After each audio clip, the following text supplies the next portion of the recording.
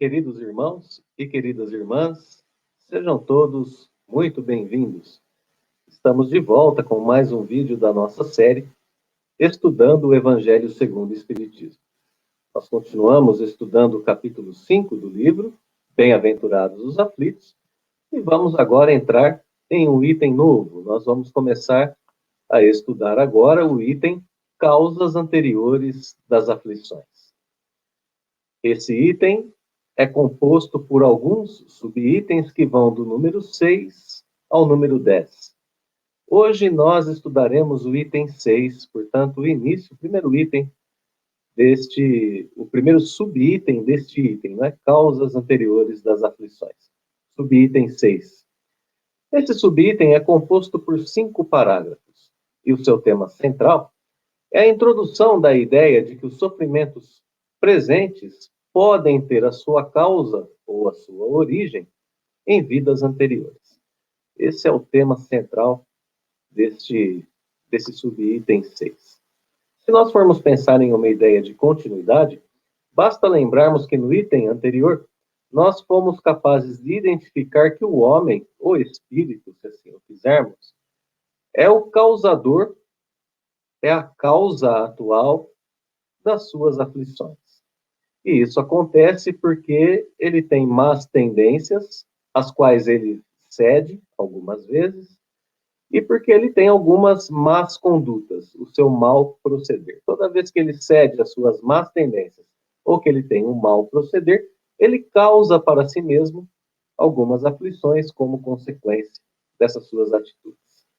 Nesse item, nós somos levados a pensar em algumas aflições para as quais não encontramos as causas na vida presente, para as quais nós não podemos dizer, pelo menos numa primeira olhada, pelo menos numa primeira análise, que o homem ou o espírito foi a causa daquele seu sofrer.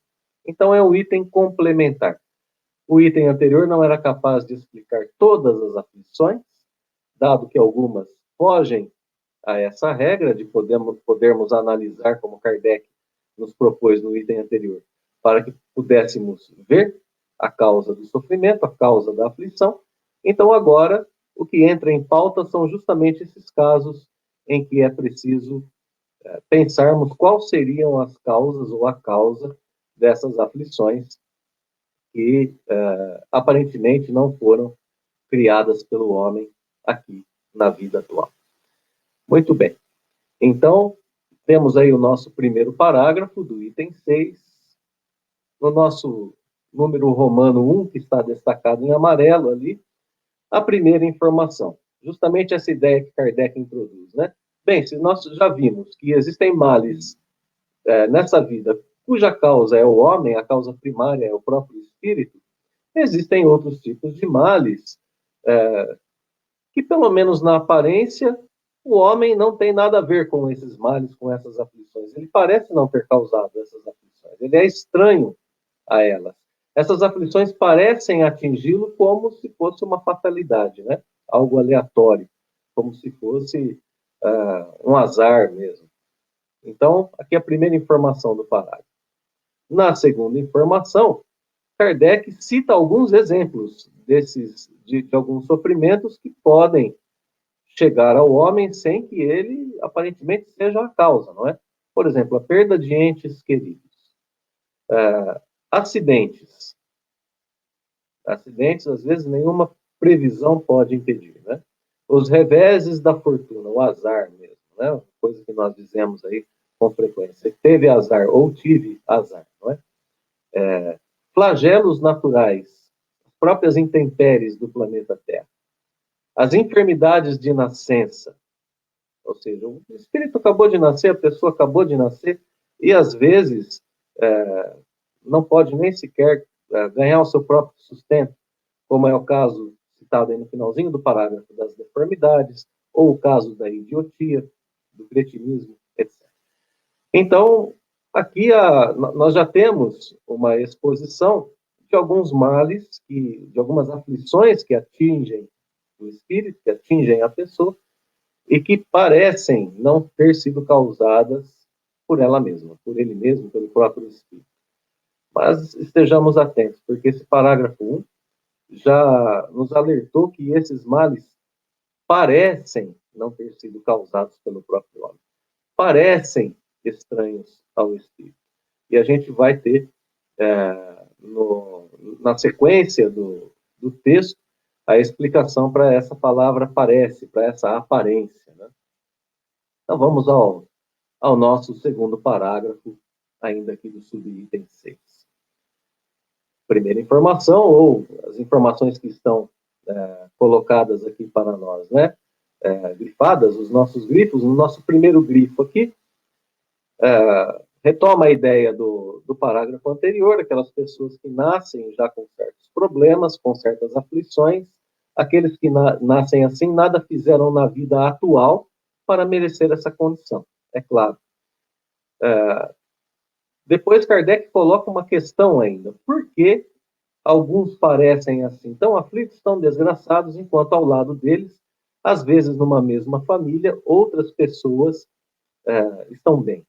Outras pessoas não apresentam essas mesmas imposições da vida, né? Essas mesmas aflições. Esse parágrafo adiciona aos exemplos citados no parágrafo anterior a questão da justiça divina. Isso parece injusto. Essas condições extremas de aflição parecem ser injustas. Por que uns nascem bem e outros não, inclusive na mesma família? Bom, outra vez nós temos aqui uma ideia de que nós precisamos entender esses males que aparentemente não estão na responsabilidade daqueles que os sofrem. Vamos então ao nosso terceiro parágrafo. Nesse parágrafo, Allan Kardec ainda cita, logo no começo do parágrafo, as mortes prematuras, mortes de crianças que morrem ainda na mais tenra idade, como nós podemos ver aí no nosso primeiro grifo, e diz na sequência que essas anomalias, até agora sem explicação, seriam, por si só, não é? A negação da bondade, da justiça e da providência de Deus.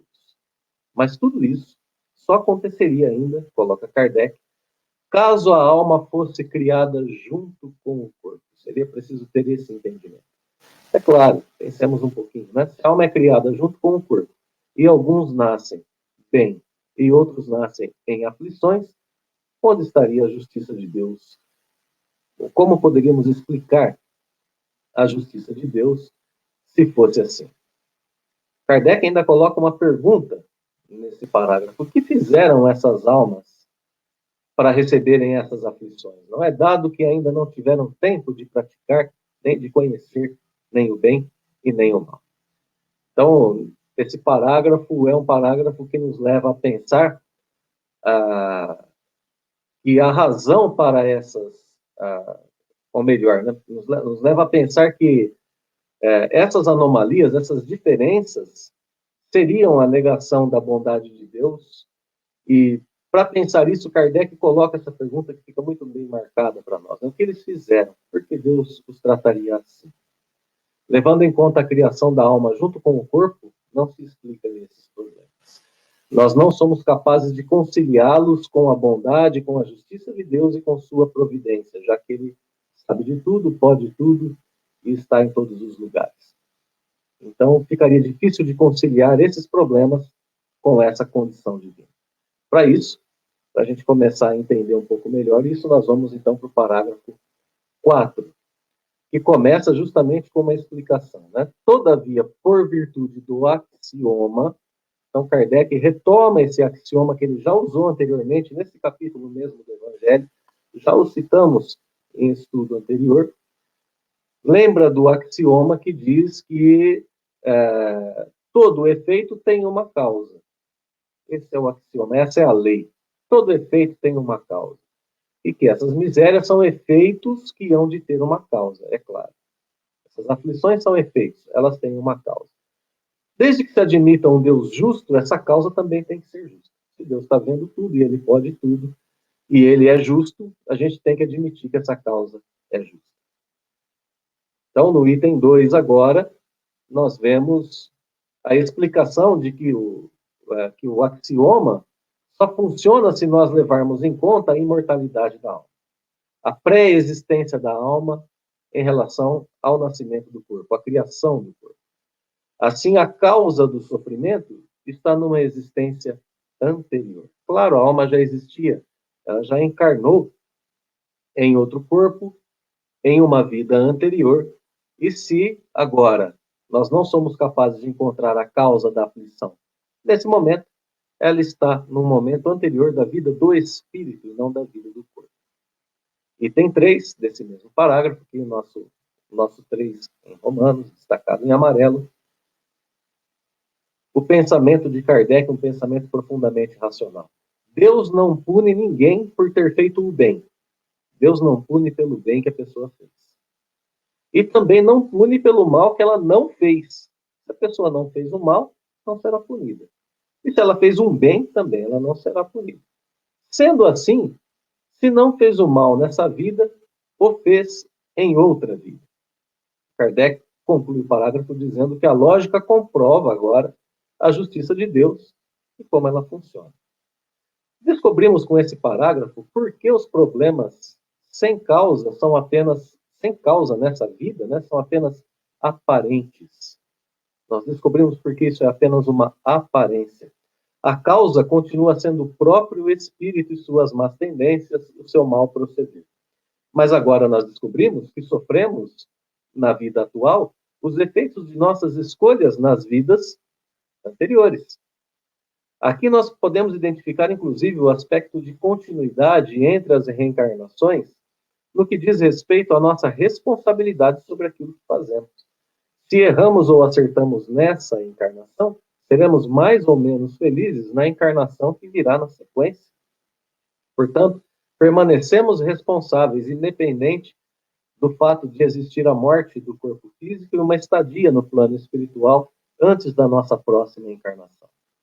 Vale lembrar que, sendo assim, todos nós devemos nos cuidar muito bem, agora, na vida atual, para não sofrermos na próxima os efeitos das nossas más condutas e de nossas más tendências nessa existência. Bem, tudo isso nos leva a concluir com o nosso último parágrafo, parágrafo 5, que o homem, pois, nem sempre é punido ou punido completamente na sua existência atual, mas não escapa nunca às consequências de suas faltas. A prosperidade do mal é apenas momentânea. Por isso nós vemos quadros de aparente injustiça aqui na Terra. Não é? Pessoas, além dessas aflições, existem outras pessoas que agem de forma má, de forma equivocada, e parecem jamais serem alcançadas pela justiça. Mas isso também é uma questão momentânea.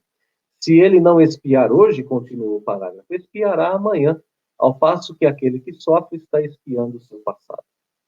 O infortúnio que, à primeira vista, parece imerecido, tem sua razão de ser. E aquele que se encontra em sofrimento pode sempre dizer: perdoa-me, Senhor, porque pequei.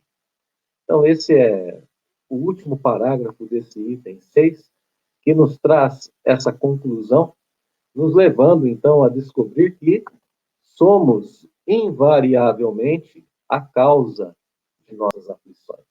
E se nós não encontramos em nós mesmos a causa nessa vida atual, ela está em vidas anteriores.